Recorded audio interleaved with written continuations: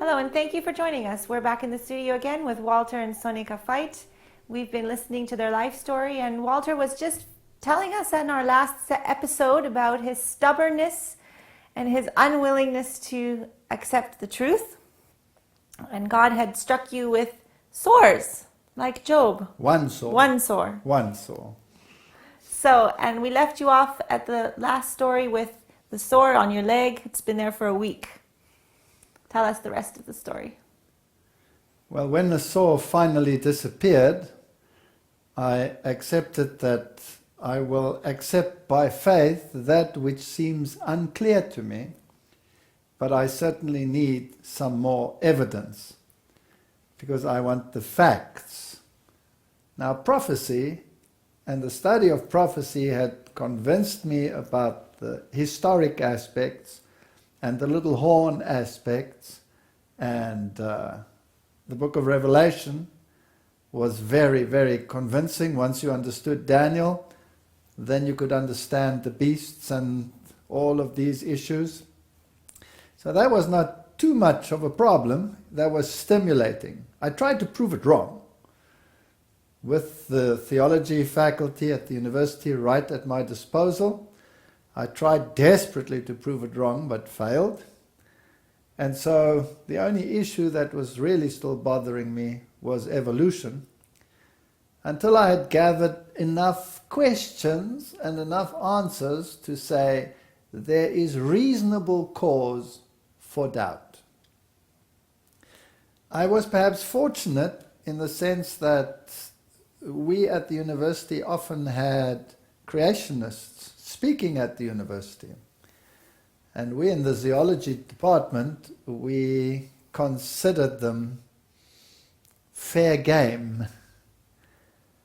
And we didn't mind them coming because we had a great time ridiculing what they said once they left. And so I don't know whether they ever made an impact or not, probably did on some people, but not on the science faculty. And so, you know, when these issues came up, I knew what their arguments were. And their arguments used to irritate me.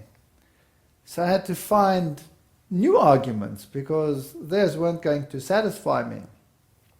They would always look at the windows. They'd look at the furniture of the evolutionary theory. In other words, they'd shoot out a window. The bombardier beetle. How did it come into existence? How did it do this, that? It had to come together fortuitously. You know, one little thing there. How did this happen? How did that happen? So what they were basically doing is taking pot shots at the evolutionary theory.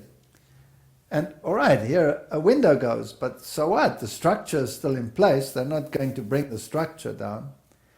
So I started concentrating more on the very foundations of the theory, natural selection.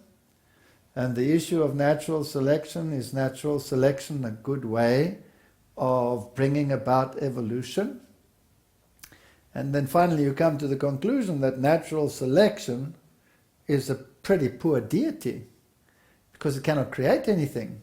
It can only select between what is already there.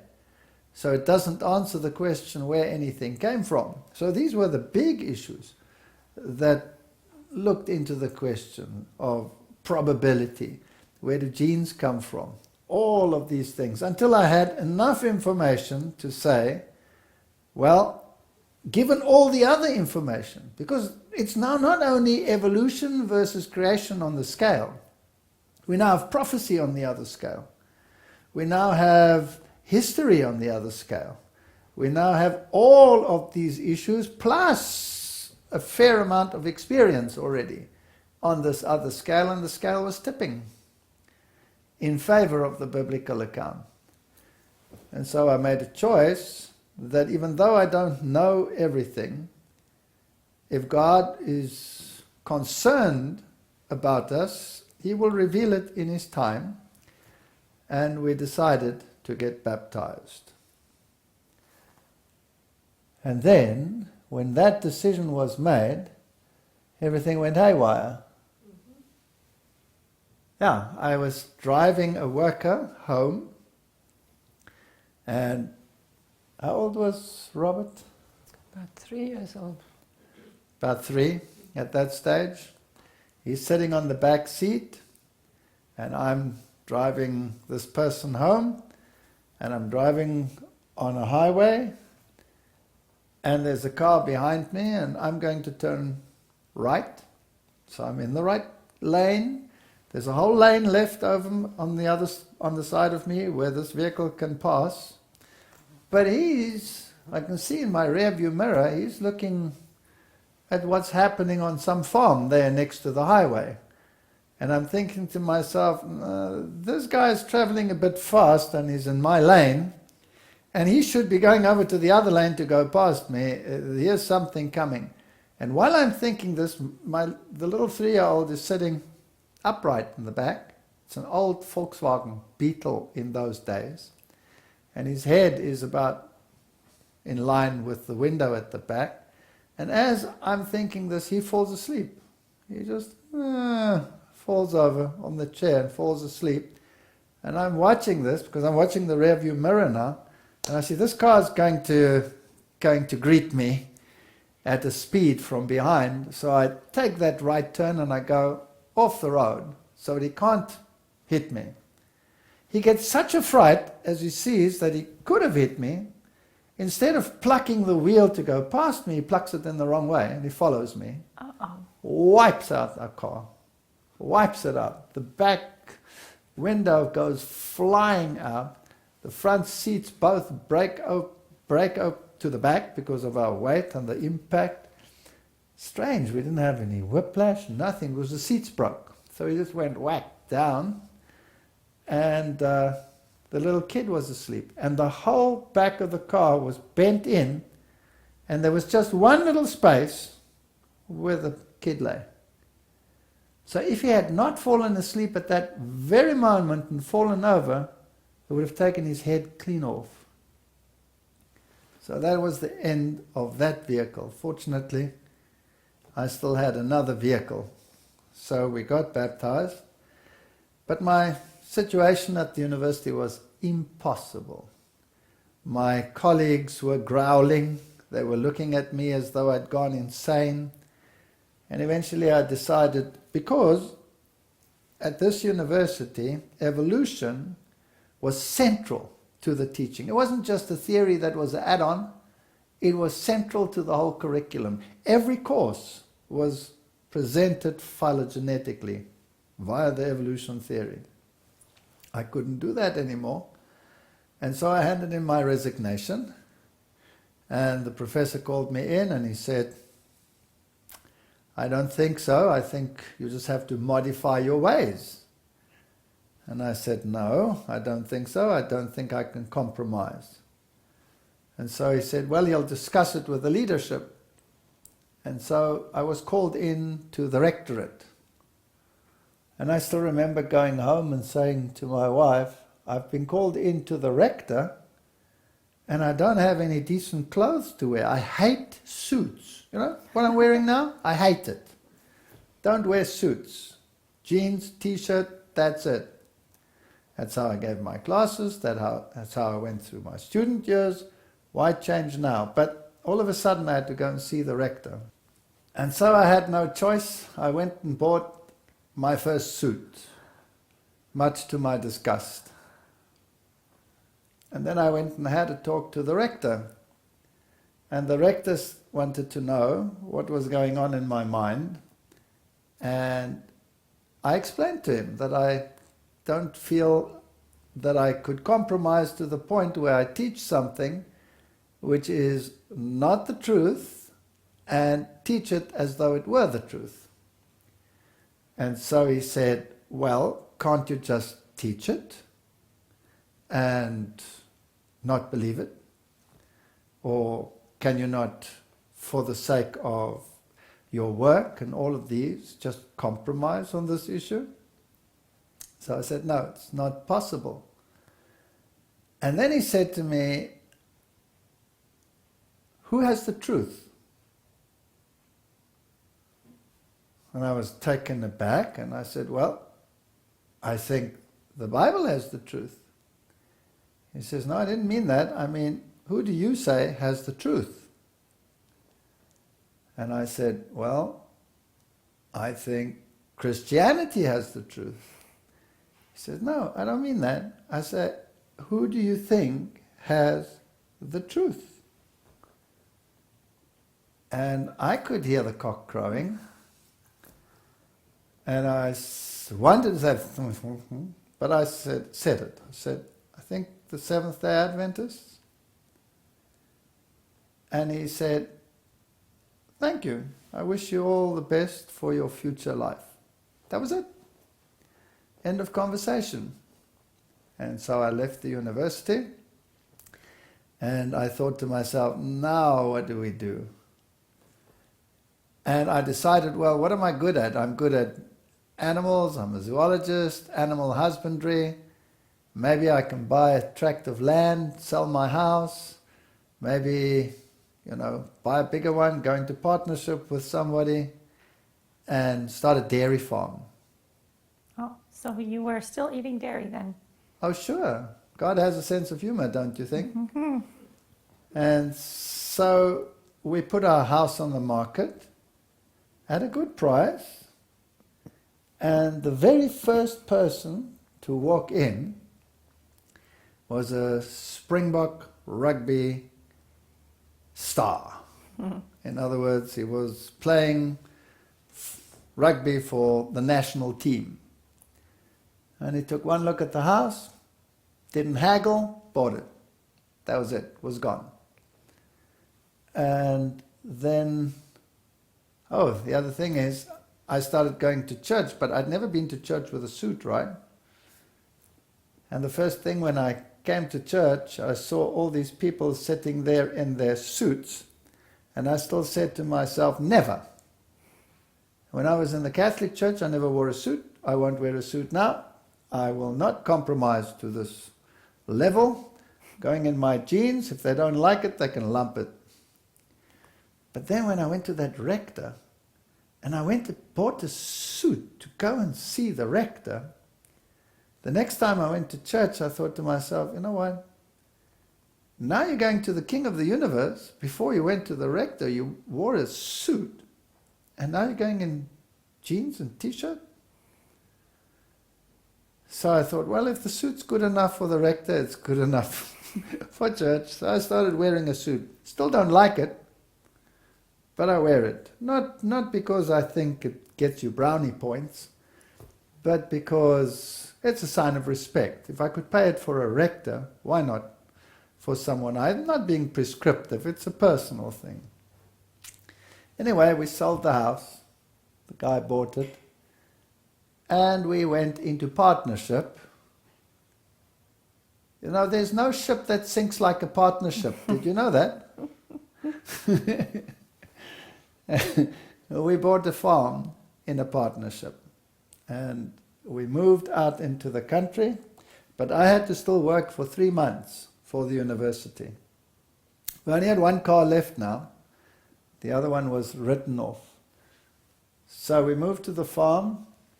And my dear wife had to start farming. I couldn't farm yet because I still had to work for 3 months, 1 term, at the university. So I stayed with this carpenter friend, and, well, that's where I lived for 3 months. Now the interesting story is, every weekend I went through to the farm. And when I got to the farm, I used to help her and then drive all the way back to the university. And it was about how far, Sonica? 3 hours maybe? About 3 hours drive there and 3 hours drive back. And one day I'm driving there and I drive on a road, which is a free road for me to drive.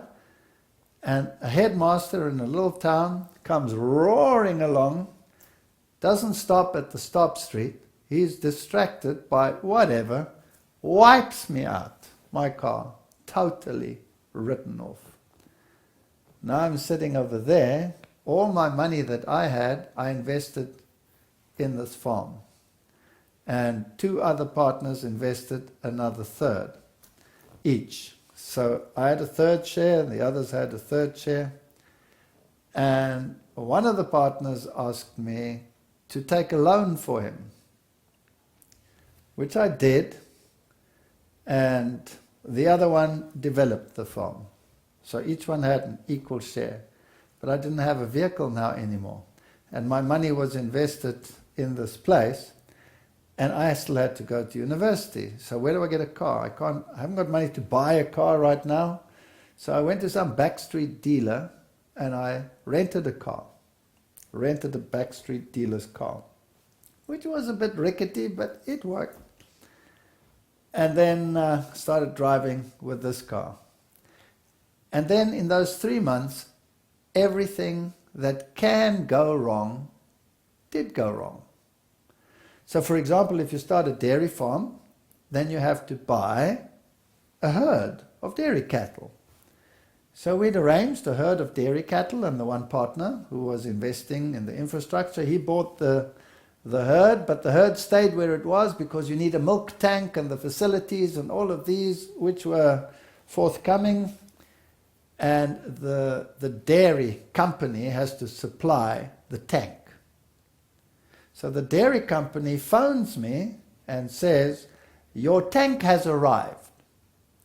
So I said, that's good news. When are you bringing it? They say, this afternoon. I said, that's great. So we can have the herd delivered? So they said, yes. Now I'm not at the farm yet. She's at the farm. So they deliver this herd with a huge trucks. And this 20 dairy cattle come onto the farm.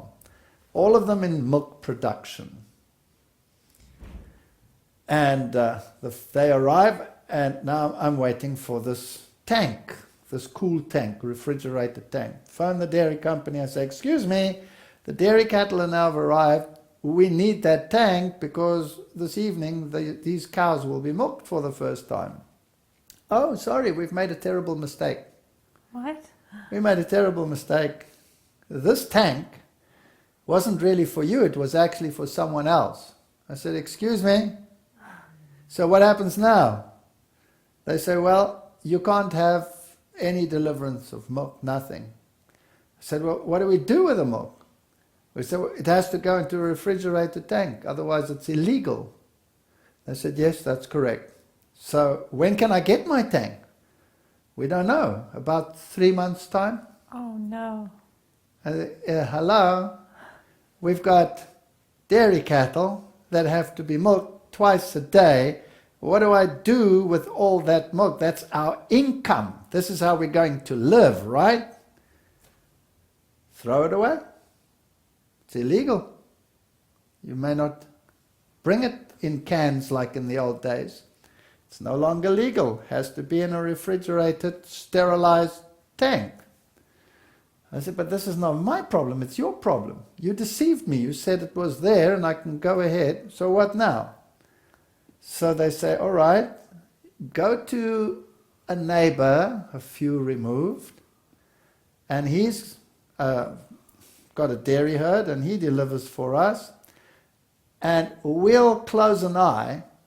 You milk your cows, put it into tanks, and then drive it to this guy and put it into his tank, and then he will take a cut for it and we'll pay you out through him. Then it's he who delivers it, and then he's legal and we'll close an eye for you. Okay. So now my poor wife, you tell them what you had to do. So now I have to get up 4 o'clock in the morning, all alone. I've never milked a cow in my life before, and now I have to go and milk 20 cows. And I have a little youngest son, 3 years old. I have to wake him up, take him with me down to the cow shed. And now I can't get the cows to stand still because they don't know me. And so now I've got the one leg up against the cow, pushing her against the wall and trying to get the suction things down at the bottom onto her. And it was just a nightmare. They were stampeding us and they were just going wild. And so I had to do this twice a day, and I was exhausted. And so one day No, what do you have to do with the milk? Yes. Then I had to milk it into cans, old-fashioned cans. And then the only vehicle we had was an open Jeep. And now I have to get these cans this high, full of milk, onto the Jeep. So now I managed to get 2 or 3, I can't remember how many cans we had, and I managed to get it on there, but now it's raining. Now there's no roof on this Jeep. And now I've got to travel to the next farm and deliver it there.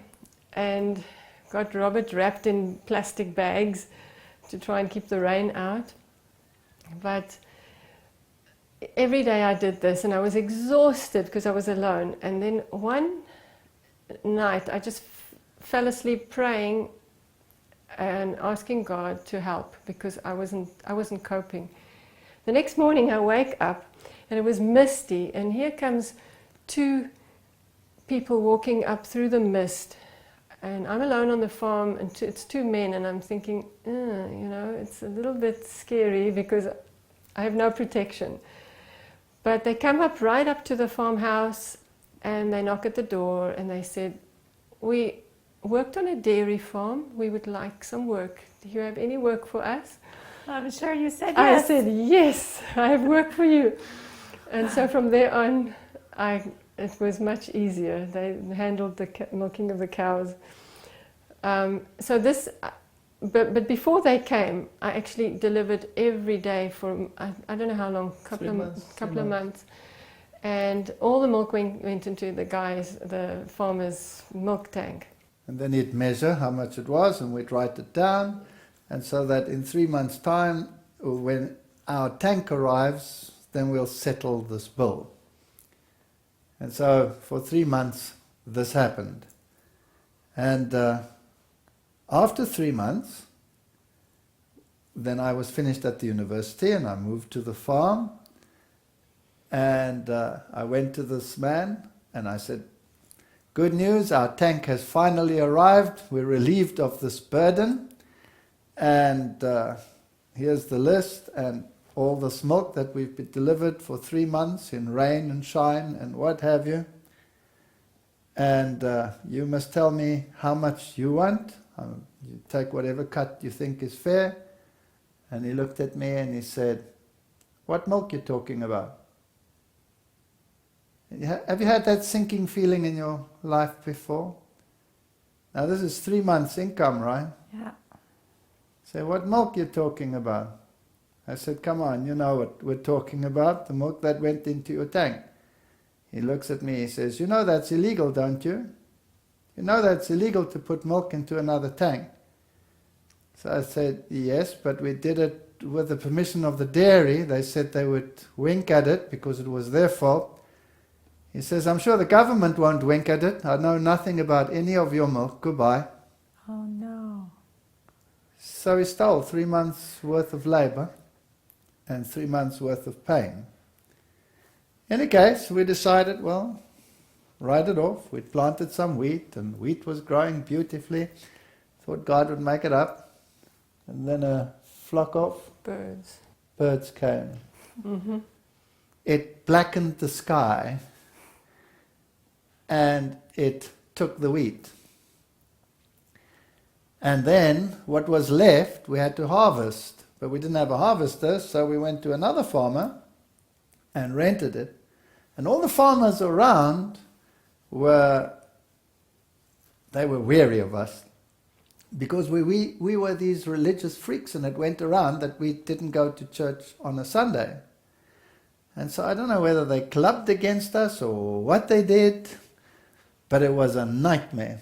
So this person comes and he starts harvesting the wheat, and he doesn't finish it, of course. It's about 3 days to finish it, so he leaves his harvester and he goes away.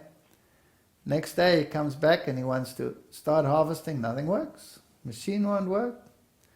And he starts investigating, and he looks, and they must have put 25 kilograms, a whole sack of sugar, into his tank because he was harvesting for us.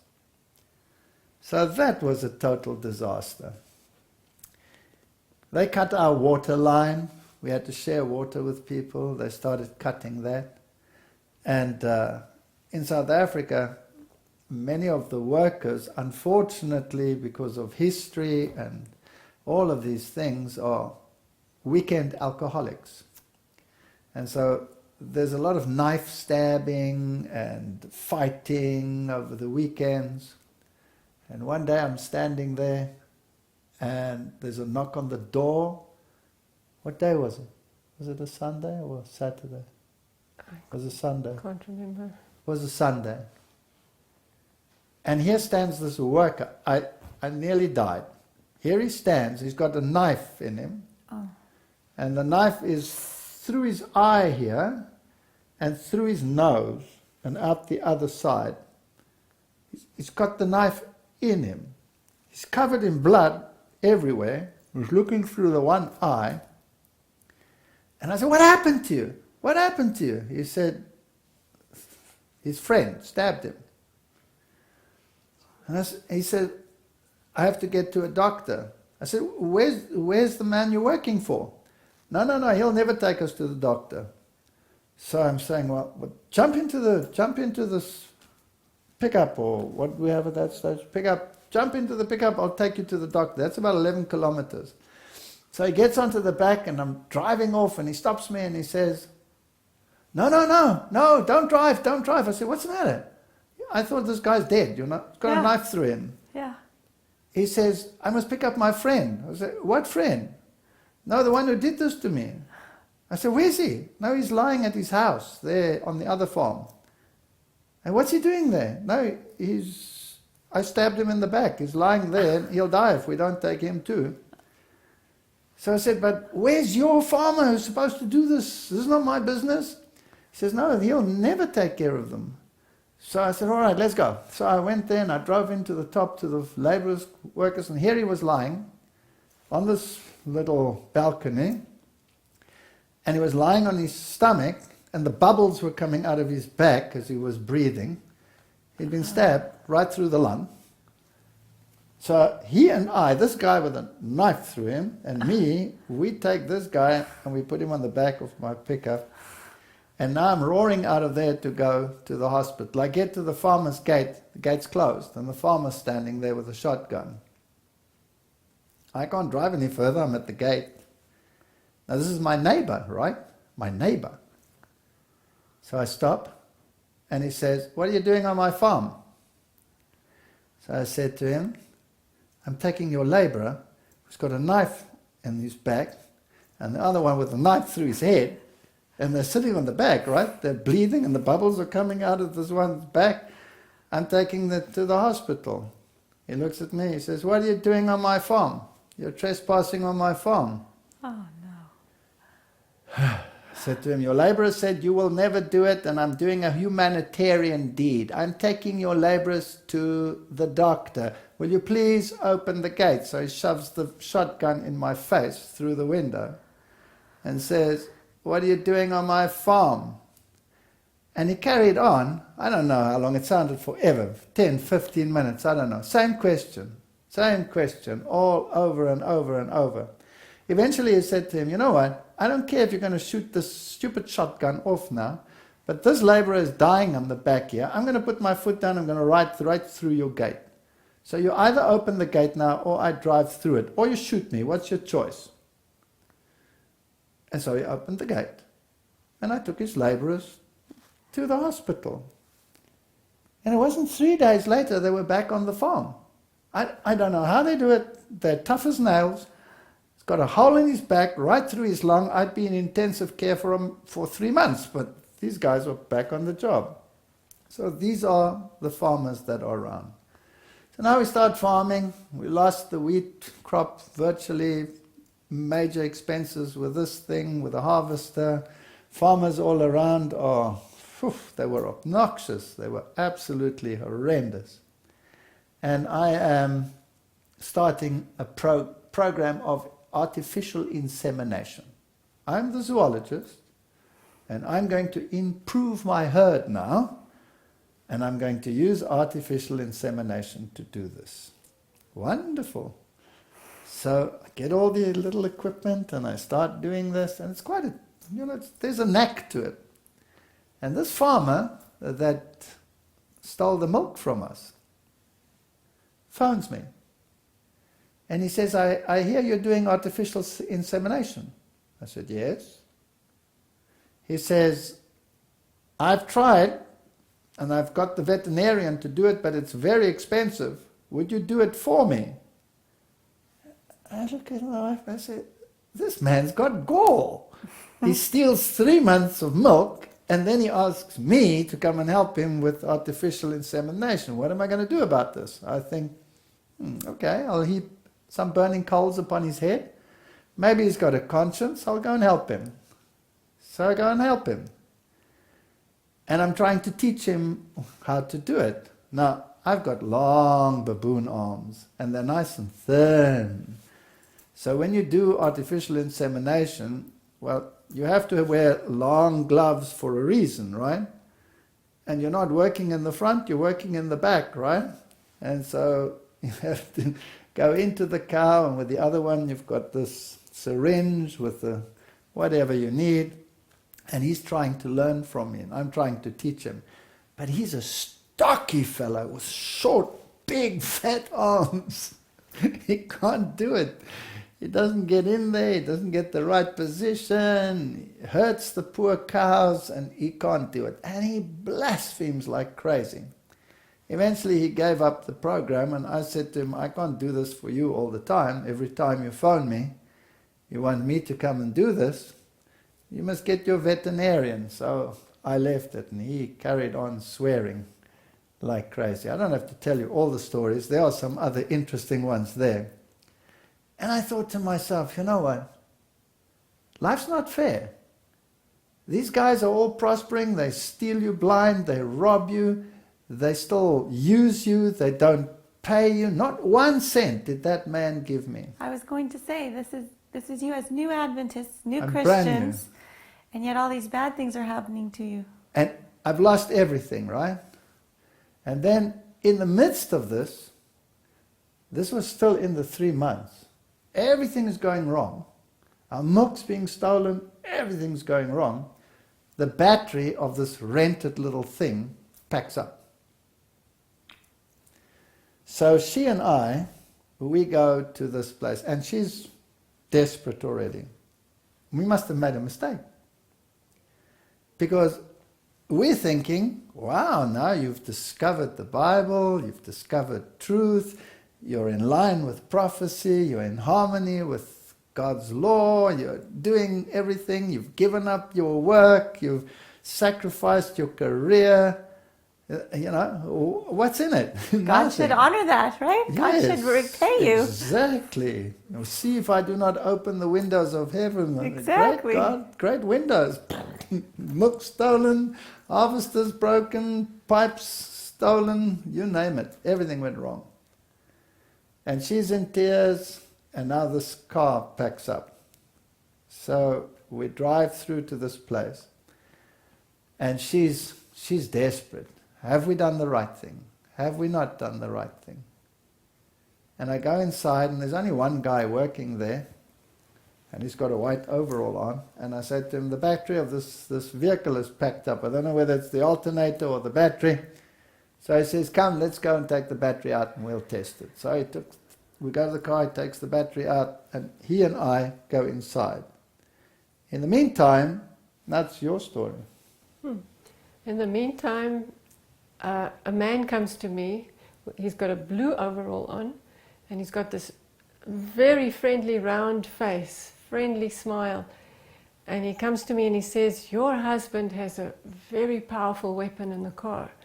And I say, no, before we became Christians, we had a pistol, and everybody has a pistol, but Not a revolver, pistol. a pistol, yes, and we sold it when we became Christians. And so I said, no, we don't have a weapon. And he said, yes, let me show you. And he took me to the car and he pointed to the Bible. Walter had his Bible in the between the seats. And I said, oh, that weapon. And we started talking about the Bible. And he said to me, asked me, where do you worship? And I was reluctant to say, what we had become, because we were being mocked by our families. His family rejected him, my family rejected me because we became Seventh-day Adventists. And I was scared to tell him.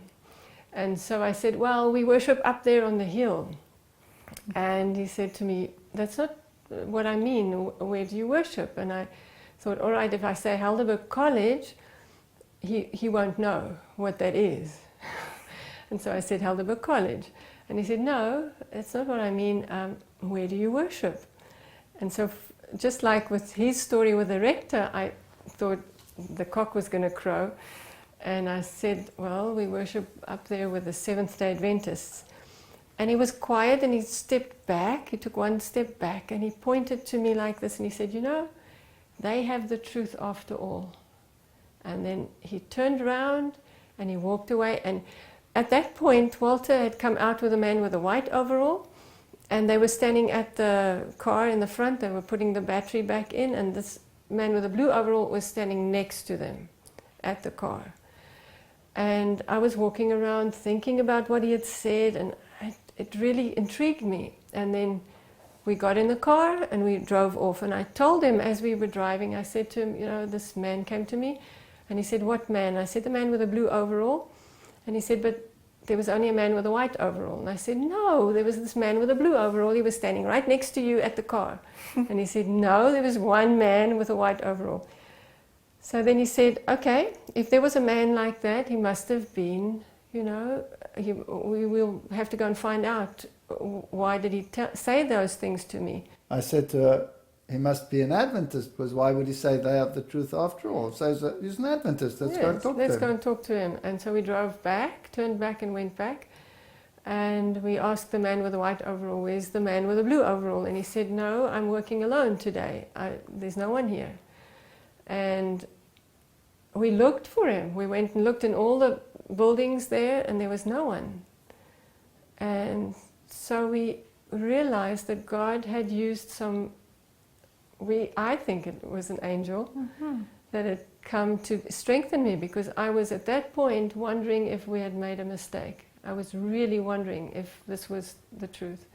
And the fact that he said to me, they have the truth after all, strengthened me, and I knew we can carry on. Well, can things get worse? In your life, probably yes. They can get worse, yes. Both these partners of mine decided that life was too tough. And so one of them decided that the loan was after all not his, but mine. And so off he went. And I inherited a loan, which I had no means of paying because I had no more income, right? Except what the cows were bringing. And the other one decided, well, if he goes, I go. And so I inherited his as well. And here I sat, up to my eyebrows in debt, and no means of repaying it. And at that stage, South Africa was in apartheid renewal, and so we were under sanctions. Interest rates shot up from around 5% to 36% per annum. There was no way I was going to repay those loans. So basically we had to put the farm on the market, lost it, and had no more money. And we were praying and saying how unfair all of this is. And these people that had stolen all our money and had done this and that and the other, there's some other interesting stories as well. Perhaps I can briefly tell the one about while we were still building the shed, there was an argument between the builder and a supplier of the bricks. And the supplier of the bricks, cement bricks, was also a farmer, and he wanted an advance. And the farmer said no. The builder said, no, you don't get an advance until the bricks come. So he said, I already had to sell my 2 cows for next to nothing to this other guy who had stolen our money, right? And I heard that, so I went to him and I said, you've got 2 cows that you sold. He says, yes, the guy's robbing me blind. He's giving me 500 rand, which is what, $50 today, for these cows, and they're worth 2,000-3,000. I mean, I'm being robbed blind. So I said to him, well, if he gives you that, I'll give you double, which was still a good deal, right? And I needed to increase the herd because that's income. So I went and fetched his cows. In the meantime, this other farmer who had already robbed me blind phones and says, I have 2 cows for you. Oh. And I said, wonderful, you've got 2 cows for me. Now, I already had the cows. I said, describe the cows to me. So it describes the 2 cows I already have. I said, how much do you want for them? I'm playing along, right? And he gives me 3 times the price than what the other guy paid. 4 times the price, sorry. And he says, there's another man here that wants to buy them immediately, and he's standing here waiting, but I think that you being my neighbor, I should honor you first, therefore I want to give them to you. So now I start haggling with him over the price of the cows, but he doesn't want to come down. He says, you've got to decide right now, because the man's right here and he wants to take the cows with him, and I really think you deserve the cows. But I've got the cows already. Eventually I let him off the hook and I said, sorry, you're describing the 2 cows I've already got, but you've caught me enough, not once more, thank you very much. So all sorts of stuff like that. And we were arguing and thinking, how unfair it is now. Everybody's ripping off everybody. And then that night, there was a storm. A terrific storm. Unbelievable storm. And the wind was howling. Oh, we must tell the other story as well, but I'll come to that. And the wind was howling like crazy. And nothing was broken on the farm. I thought the roof was going to go. But that farmer's sheds, you call it a shop, his shed's roof flew off. And it flew over the highway, was taken right over the highway, and fell onto his stud cows, his top cows. Killed them all, instantly. And I thought, well, that's a little bit of justice. A week or so later, he was pulling up a pump from a well, and he had a tripod set up, and he had the rope, and he attached it to his tractor, and then drives the tractor into the field, and it pulls up the pump, and then you service the pump.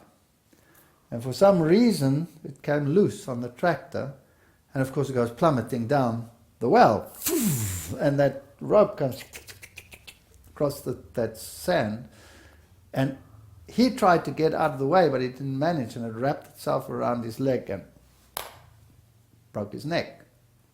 But he didn't die, but he was a paraplegic. Oh no. And so there he is, he's in a wheelchair. I don't know what happened to him since then. But not that I wished that upon him or on anyone, but it just shows that there is a limit. How far you're going to go, how far you're going to blaspheme. There is a time when there is a reckoning, and we have to decide in our lives what side of the reckoning are we going to be on. And then when this farm didn't sell, when I couldn't sell it, the price went down. The mortgage was high. We were praying one night and we said, what are we going to do? I haven't got any more money. We've got nothing left to eat. Is God going to leave us here just like this? What are we going to do? And we sat down and we made a list, right? We wrote a letter to God. We wrote a letter. Yes. Have you still got that letter? I don't know. I haven't seen it. And she wrote down all the promises in the Bible, and we put it down and we said, we claim them. And the next morning, I get a phone call, and it's from the rector of the university. And no, it's not the rector, it was the professor of another university. And he phones me and he says, one of my workers, one of my professors is sick. Could you take over from that person? And this is quite a long-term thing. It could be a year or so. Could you take over? So I said to him, yes, but you know what I teach. You know that I don't teach evolution. He says, I know that, and I've heard all that, but I just want you to teach the physiology. You don't have to do evolution. Is that fine? And I said, that's wonderful. Thank you very much. When? And he said, well, I'll put it through the committees. Maybe in a month, 2, I'll let you know. So I said to God, okay, thank you very much. Month 2, I'm dead. So I go out and I do whatever I have to do, come back. She calls me, she says, he's back on the phone. So I go back, he says, something strange happened. I went to the rectorate to put in the request that we process this appointment, and the rector was off to get financing from overseas. Says, no time for this, just appoint the man, no committees, and he signed. He said, you can start on Monday. Now this was a Friday. And this was now a bigger crisis. They're not having a job, because what are you going to do with the dairy herd that needs to be milked, that needs to be taken care of, and all of these issues? What are you going to do with them? And so we're still thinking about this, and there's a knock on the door. You tell that. There was a couple from Zimbabwe. In those days it was still Rhodesia. And they had been working on a farm, but they were keeping the Sabbath. And the owner of the farm wanted them to work on the Sabbath, and they refused. And so they were kicked off, just thrown off. They had nothing, they didn't know where to go, and they somehow had heard that we had a farm, and they wanted to know if they could come and help us. So the very next day they were standing there, they were ready for work, they knew how to work with dairy cows, and they said they didn't need any income.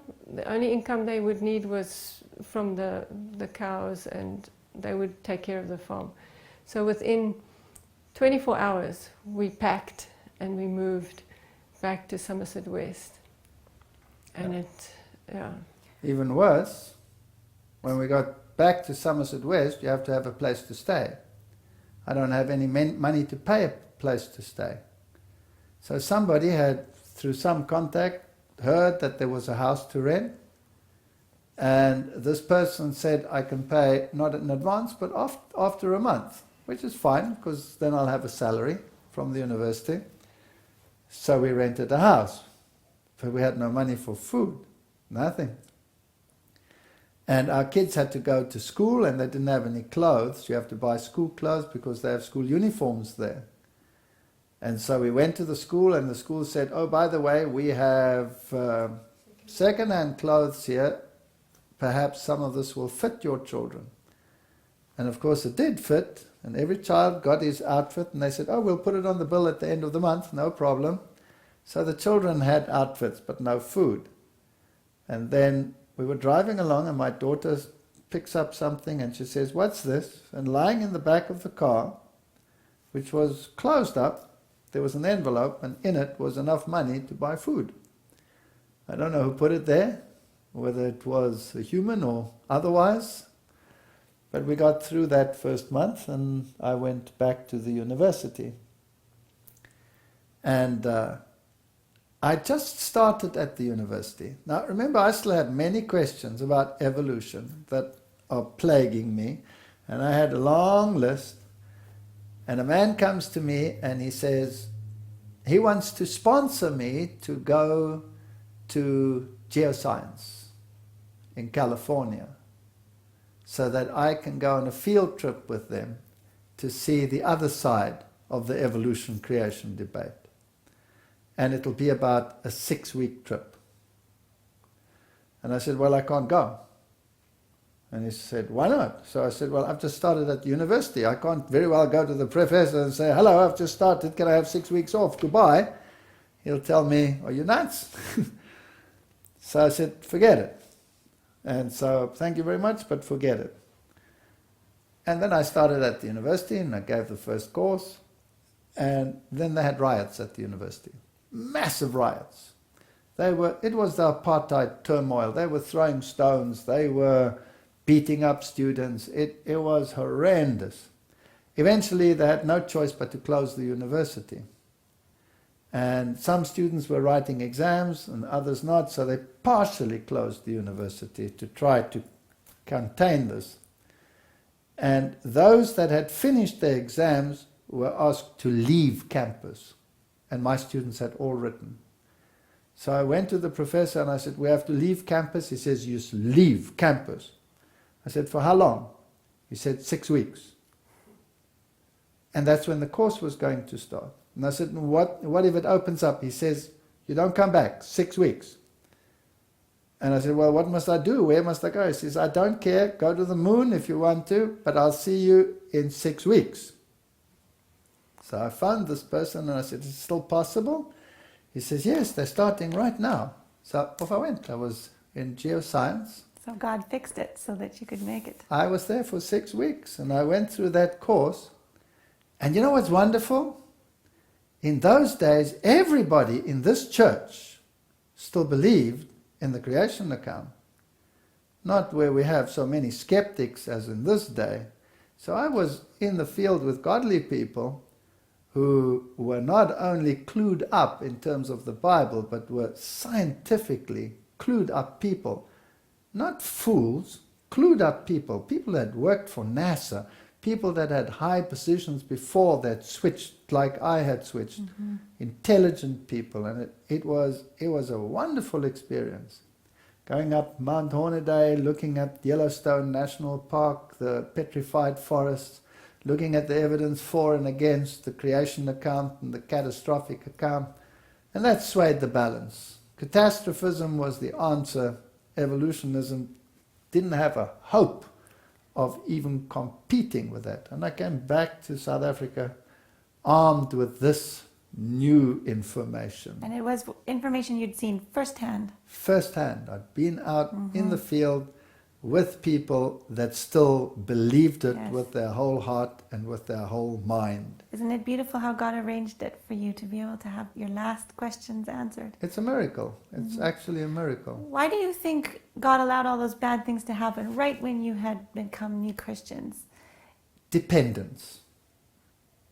I was totally independent. I worked my way through university myself. If my family didn't want to pay, I'll do it myself. I'll work weekends, I'll work night shift, I'll do what it takes. I'll starve. I even ended up in hospitals, starving. As a student? As a student. Yeah. But I was going to do it, and I needed no one, and I needed no one's help, and I needed to depend on no one, and if I don't have food, I'll eat my shoes, but I'll ask no one. And God arranged it that I couldn't do that anymore. I had to start leaning on His arm, because there was no way I could cope with the waves that were coming my way now. And you even took the farm with the attitude that you were going to do this and that, based on your knowledge, based on your experience as a zoologist, you could do it. Exactly. Oh, by the way, I forgot the story. Her father, while I was gone, had an aneurysm. Now, you must tell that story. He was in the train on his way to work, and fortunately he wasn't killed immediately, because he should have been dead. But he fell forward, and he managed to, the wound was closed a little bit by his force. The main artery. The main artery. The aorta was blocked when he fell forward. Yes. So he had a lot of damage. He lost parts of his feet and parts of his bladder and things like that. And he was never the same after that. He was very sick, very, very sick. And when he came out of hospital, he was in such a bad shape. He went to his home. My stepmother took him, but she never took care of him. And when I came to visit, he would be sitting in his wheelchair in total mess, because she wouldn't bath him, she wouldn't clean him, he couldn't go to the washroom by himself. And she was in her room speaking to the entities that were appearing to her. And when she was in her room, nobody was allowed to disturb her. And so that one day I came, and he was sitting in his wheelchair, and he had this soft voice, and he was so weak and he begged me to just clean up the place because it was in such a mess, and he was so, he was so embarrassed that he was in this state. And I said to him, would you like to come home with me? I'll take care of you. And he said yes. And so I immediately started taking him with me, and she came storming out of her room, and she shouted at me, and our 3 children were in the car waiting, and she stormed past me and she went straight to them in the car, and she started cursing them and telling them that she hopes they're miserable for the rest of their lives, and just cursing them.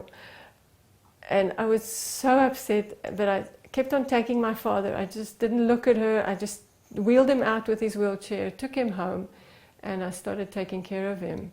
And in the time that Walter was at that stage, he was overseas, so I was taking care of him by myself. He was a little bit more ready to listen. I started playing tapes. In those days we had tapes. About the bed sores he had. Yes, he had huge bed sores. They were enormous, and they were so deep, right down to the bone. The people in the church were so nice to us. They brought us food, and they helped to nurse him. And I was able to speak to him a bit more about the Bible, and I started playing him some tapes. And he was listening, and he was asking more and more questions about what we believe. And up till today, I really believe the Lord allowed this to happen so that he could be more open to the Word and to the truth. But at one stage, he was in the lounge in his wheelchair, and I was taking care of the meal and the supper, and our youngest son was lying on the couch next to him. And then I heard, for the first time since we'd become Christians, I heard this piercing scream again. And I just froze, and I thought, what's happening now? I ran to the lounge, and he was lying on the couch, but he was looking past beyond my father. My father was sitting here, and he was looking beyond him, behind him, and he was screaming and looking and staring, and he said, take that purple thing away, just take that purple thing away. And I grabbed him and took him to my bedroom, and I was lying on top of him to try and protect him, and he kept on screaming, take this purple thing away. And he was looking over my shoulder, and I could feel my hair rise in my neck, and I was too scared to look, but I felt this terrible presence. And I said to him, the first thing I could think of was to say to him, say, Jesus help me. And he was only 3 and something years old, and he said, Jesus help me. And the next minute, it was like a wind that went past me and out towards the window. And he fell asleep, and he had a fever. He's got a fever again, but it wasn't so bad, and he fell asleep, and he slept that whole night. And I realized that I was not taking care. I was not praying enough. I was not being careful. I was so busy with my father that I was not praying for us as a family and for protection. And so I started praying regularly. I was alone. Walter wasn't there. And things went very much better. But soon, suddenly my stepmother arrives, and she came and she took him. She just came one day, knocked at the door, said, I'm coming to take him away, and she took him again. But in that time we were able to bring some truth across. We played him some of Oosterwald. I don't know if you remember Oosterwald's tapes, the things that had happened to him, and he was listening, and he was asking questions. Did he go back before I came back or after I came back? Before. Before? Yes, before you came back. He went back. Okay, but when I came back from overseas, she told me all these things, and then there was something that I had to go and fetch at their house. And I didn't really want to go, but these are all lessons. If you have these lessons early on in your experience, then you know what you're up against. And so I had to go and fetch something at their house, and she had cursed our children and cursed her. And, it doesn't matter because a curse doesn't alight anyway, the Bible says. So I went to their house, and she was in audience. And I had to go and fetch something, and I had to wait for her to give it to me. I can't remember what it was. But again, I just went to fetch it. No, went into the house, knocked on the door. She didn't answer. I knocked louder, and then this voice came. Said, "Who's there?" And I said, "It's me." And she says, "What do you want?" And I said, "I need to come and fetch this." "Well, come inside so long, I'll be there in a minute," or whatever. She was busy with her thing, and she doesn't move when that happens. And I was in a hurry. I had many things to do, and I went inside and I stood in the kitchen, and I still thought to myself, "Oh, now I've got to wait here. Get on with it, I'm German, I want it done right now." And I didn't pray when I went into that house. If you go into an occultist environment, you're going onto Satan's ground. You have to be protected. Even if you help someone, you have to ask God, "Help me, protect me against whatever because of what happened to her." It's just reminders. Just stay focused. Remember where your help comes from. And I hadn't done that. And the next minute I get a blow in my side. My wind is completely gone. I went down like a ton of bricks. I lay writhing in pain on her kitchen floor. I couldn't move. Couldn't breathe. It's like someone had hit you with such a blow that your wind is gone. I couldn't get up, and I was writhing on the floor. And I'm saying, if she comes now and she sees me in this state, what will she think? She'll think that her entities are more powerful than God. I don't want that. So I'm desperately praying, and I'm saying, "Lord, help me to get back on my feet. I want to get up. I don't want her to see me like this. Your name will be dishonored." And I can't get up. I cannot get up. I cannot move. And I'm trying to get up, and I get onto one knee and I fall back onto the ground. I can't get up.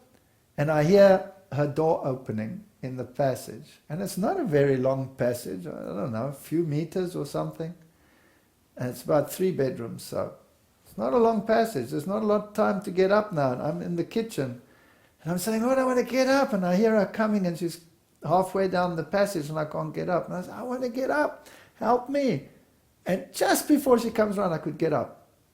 In terrible pain, but I could get up. And I pretended that there was nothing wrong. Could hardly breathe. And I said, "Yes, fine, thank you very much. And I need this and that." And I went and got it and whatever. And I went out there, and I got out of there. These lessons served a very important purpose, because what we were going to face later was going to be 10 times worse than what we faced there. And what was there on a one-to-one scale was going to be on a massive scale. So God was gracious to us, and He taught us these lessons very early on. And I think that practical experience was just something that a lot of people don't get. They hear stories, but they don't have to experience it one-on-one. But in your case, you did have to. Yes. And it I believe, helped you solidify your faith, did it not? Absolutely. And when you come up against opposition, you know where it's coming from. Yeah. And you know where your help is coming from too. But we needed some more lessons, and we can talk about them another time. We'll talk about it another time. Today, we're done. We're going to have to take another break. And we thank you for joining us. Please join us again for continuing fascinating stories with Walter and Sonica Veith.